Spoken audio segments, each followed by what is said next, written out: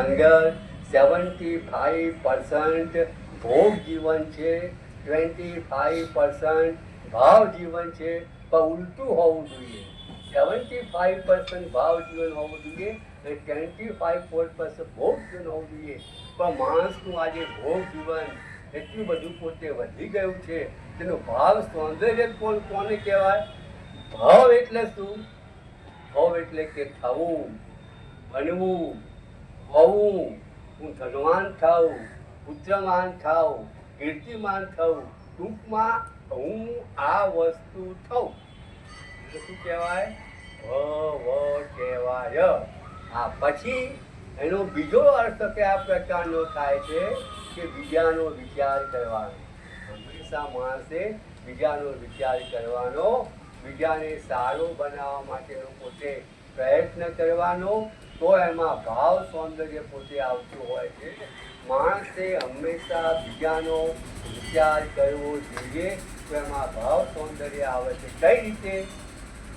બહેન હોય છે, બહેનના પતિ ગુજરી જાય છે, સગા સંબંધીઓ બધા પોતે હાજર થાય છે. પ્રવાસ બહુ લાંબો હોય છે, બહુ દૂર પોતે જવાનું હોય છે.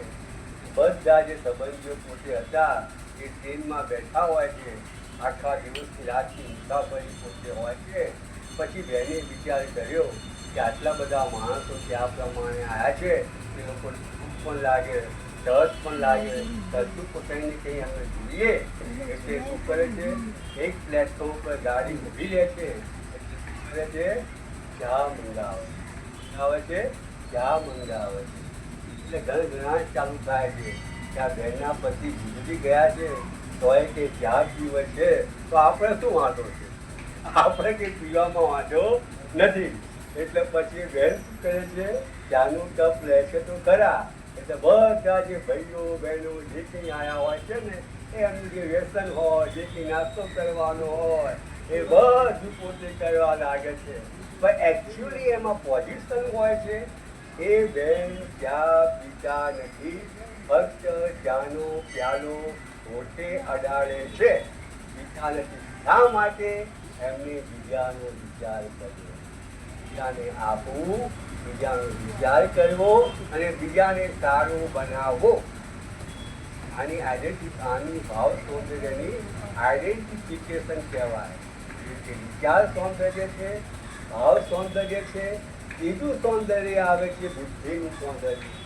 બુદ્ધિ જબરજસ્ત આમ માણસને સંચાલન કરનારી કોઈ શક્તિ હોય તો એ બુદ્ધિ છે.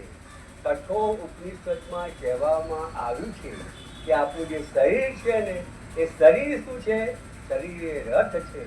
મન શું છે? એ લગામ છે. બુદ્ધિ શું છે? સારથી છે. વિષયો શું છે? એ કરવાનો માર્ગ છે. અને ઇન્દ્રિયો પણ આ પ્રમાણે આપી છે. એ ટૂંકમાં આ 5 વસ્તુઓ જે છે. હવે એમાં મુખ્ય પોઈન્ટ શું છે કે બુદ્ધિરૂપી સારથી, આપણો જે સારથી, બુદ્ધિરૂપી સારથી જો તેજસ્વી હશે, દક્ષ હશે, સમર્થ હશે, તો આપણા જીવન રથને પરમાત્મા સુધી પહોંચાડી. બુદ્ધિ કેવી હોવી જોઈએ? તેજસ્વી, દક્ષ અને સમર્થ પોતે હોવી જોઈએ.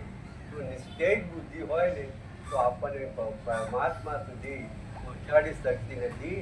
એટલે સંત કબીરે પણ સરસ મજાનું કીધું છે, જहाँ सुमति तहाँ विपद नाना, जहाँ सुमति तहाँ विपद नाना, जहाँ कुमति तहाँ विपद विधाना. કમલાજી બરાબર ને? ત્યાં વિપદ વિધાના. આવું આ પ્રમાણે પોતે કહેવાની અંદર આ પ્રમાણે પોતે આપ્યું છે કે બુદ્ધિ છે ને, એને આપણે દોષ સ્નાન પોતે કરવું પડે. હવે આપણા જે ઋષિમુનિઓ હતા, એ ઋષિમુનિની બુદ્ધિ કેવી હતી? ઈશ સમર્પિત હતી, ભગવાનને સમર્પિત કરેલી બુદ્ધિ હતી. જેથી સંસારની આરપાર એ પોતે જોઈ પોતે શકતી હતી, કારણ કે પોતાની બુદ્ધિ ભગવાનને આ પ્રમાણે સમર્પિત કરી હતી. એમનું બુદ્ધિનું આ પ્રમાણે પોતે સૌંદર્ય પોતે હતું. મહાભારતના યુદ્ધ વખતે શું થાય છે? બધા ભેગા થાય છે.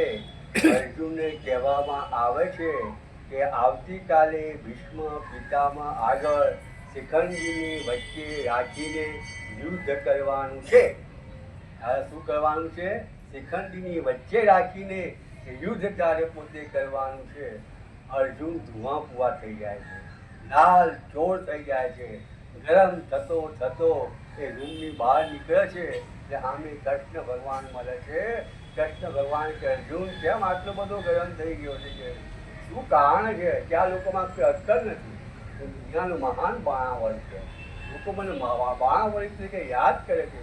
આ લોકો મને કહે છે કે તારે કે શિખંડીને વચ્ચે રાખીને યુદ્ધ કરવાનું છે. આ લોકો એમના મનમાં શું સમજતા હશે? અર્જુન આવા બધા વાક્યો બોલે છે, બહુ ગુસ્સામાં હોય છે. પણ ભગવાન શ્રી કૃષ્ણ કહે છે કે અર્જુન આપણે એવું જ કરવાનું છે. એક જ સેન્ટેન્સ ભગવાન બોલે છે કે અર્જુન આ તારે આવું જ પોતે કરવાનું છે. Not to question why but to do or die. અંગ્રેજીમાં એવું કહે છે, not to question why but to do or die. શા માટે એવું નહીં પૂછવાનું. તો ભગવાને કીધું ને એમાંથી સત્ય છે. તરત જ ભગવાન અર્જુન હોય છે કે યુદ્ધ કરવા માટે કે ભગવાન તમારી વાત બરાબર છે. આ શું કહેવાય? અર્જુને પોતાની બુદ્ધિ કૃષ્ણને પોતે સમર્પિત કરી દીધી. અને બુદ્ધિ સૌંદર્ય પોતે કહેવાય. હવે દુર્યોધન બધું જાણતો હતો. દુર્યોધન ભગવાનને શું કહે છે કે જાનામી ધર્મ નવે પ્રવૃત્તિ, જાનામી અધર્મ નમે નિવૃત્તિ. ધર્મ કોને કહેવાય એ પણ જાણું છું, અધર્મ કોને કહેવાય એ પણ પોતે જાણું છું. ધર્મમાં હું પ્રવૃત્ત થઈ શકતો નથી અને અધર્મથી નિવૃત્ત થઈ શકતો નથી. આવું બધું પોતે દુર્યોધન પોતે કહેતો હોય છે. ટૂંકમાં એની જે બુદ્ધિ હોય છે એ સમર્પિત પોતે હોતી નથી. મહાભારતમાં એક સરસ મજાનો પ્રસંગ પોતે છે. વિદુર હોય છે, એ વિદુર શું કરે છે? વિદુર ધૃતરાષ્ટ્રને કહે છે કે આ જે કે યુદ્ધ થયું છે ને એમાં તારું મુખ્ય કારણ છે. પાંડવોએ એમના 5 ગામો માગ્યા હતા, એટલે 5 ગામો આપી દીધા હોત. દુર્યોધન તારો પુત્ર હતો, પછી દુર્યોધનને મનાવી શક્યો નહીં અને દુર્યોધને પાંડવોને ગામ આપવાનો ઇનકાર કર્યો. તેથી તે અત્યારે યુદ્ધ પોતે થયું છે. તારી વાત જોડે બિલકુલ હું સંમત નથી. તને બિલકુલ સાથ નહીં આપું. આવું વિદુર ધૃતરાષ્ટ્રને કહે છે. શા માટે કહે છે? કે વિદુરે આ પ્રમાણે પોતાની બુદ્ધિ હોય છે. બુદ્ધિના 3 પ્રકાર. બુદ્ધિના કેટલા પ્રકાર છે? બુદ્ધિવાદી, બુદ્ધિનિષ્ઠ, બુદ્ધિવાદી, બુદ્ધિજીવી અને બુદ્ધિનિષ્ઠ. બુદ્ધિવાદી માણસો કેવા હોય છે? બુદ્ધિવાદી માણસો હંમેશા ચર્ચા કરે છે. સામેવાળા માણસને કેવી રીતે નીચે પાડવો, એની વાતનું કેવી રીતે ખંડન કરવું, સતત એનો પોતે વિચાર પોતે કરતા હોય છે. બુદ્ધિવાદી માણસો હંમેશા વાદ વિવાદ પોતે કરતા હોય છે. અને બુદ્ધિવાદી માણસો કેવા હોય છે? છતી આંખે આંધળા હોય છે. છતી આંખે પોતે આંધળા હોય છે. એ ઈશ્વરની આરાધના શા માટે કરે છે? કે જગતને બતાવવા માટે પોતે કરતા હોય છે. બુદ્ધિવાદી માણસો હંમેશા બધું પોતે કરતા હોય છે. પરંતુ જે બુદ્ધિજીવી માણસો હોય છે એ શું કરતા હોય છે? હાઉ ટુ અર્ન મની, પૈસા કેવી રીતે મળે એનો વિચાર કરતા હોય છે. ડૉક્ટર, વકીલ, એન્જિનિયર આ બધા હોય છે ને એ બુદ્ધિજીવી કહેવાય. પૈસા કેવી રીતે મળે એને બુદ્ધિજીવી કહેવાય. બુદ્ધિવાદી કોને કહેવાય? જે ચર્ચા કરે બુદ્ધિવાદી કહેવાય. અને જે બુદ્ધિનિષ્ઠ છે એ બુદ્ધિનિષ્ઠ કોને કહેવાય? કે એ પોતે વિચારો વાંચે, સમજે, એ લાગે કે આ સાચી વસ્તુ છે, પોતાના જીવનમાં ઉતારવા માટેનો પ્રયત્ન કરે ને એમને બુદ્ધિનિષ્ઠ માણસ કહેવાય. જે કે મેં વાંચ્યું એને યોગ્ય લાગ્યું, મારી બુદ્ધિમાં ઉતર્યું છે, આને હું પોતે માનીશ, એ પ્રમાણે કરે એને બુદ્ધિનિષ્ઠ પોતે કહેવામાં આવે છે. રામુ અને શ્યામુ બંને ભાઈબંધ હોય છે. શું હોય છે? ભાઈબંધ હોય છે. રામુ હોય છે એ શ્યામુને કહે છે કે મારી પાસે બહુ પૈસા ભેગા થયા છે, ઘણા પૈસા મારી આગળ આ પ્રમાણે પોતે આવી ગયા છે. એક સરસ મજાનું કે હું ખેતર કરી શકું, હું ખેતર ખરીદવાનો છું. શ્યામુ કે એમ? શ્યામુ કે તારી પાસે પૈસા આવ્યા ને, મારી પાસે પણ પૈસા આવ્યા છે. હું આમાંથી એક સરસ મજાની ભેંસ ખરીદી. શ્યામુ કહે છે કે જો શ્યામ, ભેંસ ના ખરીદી, કારણ કે હું જે ખેતર ખરીદવાનો છું ને એની અંદર શેરડી વાવવાનું. રામુ કે ના, હું તો કે આ પ્રમાણે ખેતર ખરીદવાનો અને શેરડી વાવવાનો. તો શ્યામુ કે ના, હું તો ભેંસ લાવીશ અને લાવીશ જ. આમ બંને ચર્ચા કરતા હોય છે. પેલો કે હું ખેતર ખરીદીશ અને શેરડી વાવીશ. શ્યામુ પોતે કહે છે કે હું ભેંસ લાવીશ. રામુ કહે છે કે તારી ભેંસ મારા ખેતરમાં આવશે અને બધી શેરડી ખાઈ જશે, માટે મહેરબાની કરીને તું આ પ્રમાણે ખેતર ખરીદીશ નહીં. બંને જળભળ કરતા હોય છે. એટલા ગામના મુખ્ય વડીલા હોય. તમે શું વાત છે? આખી વાત સમજાવે છે કે આ રામુ છે કે આ પ્રમાણે ખેતર ખરીદવાનું છે અને પેલો ભેંસ ખરીદવાનો છે. પછી રામુને પૂછે છે કે ખેતર ખરીદી કે ના? શ્યામને કીધું કે ભેંસ ખરીદી કે ના? શા માટે ઝઘડો છે?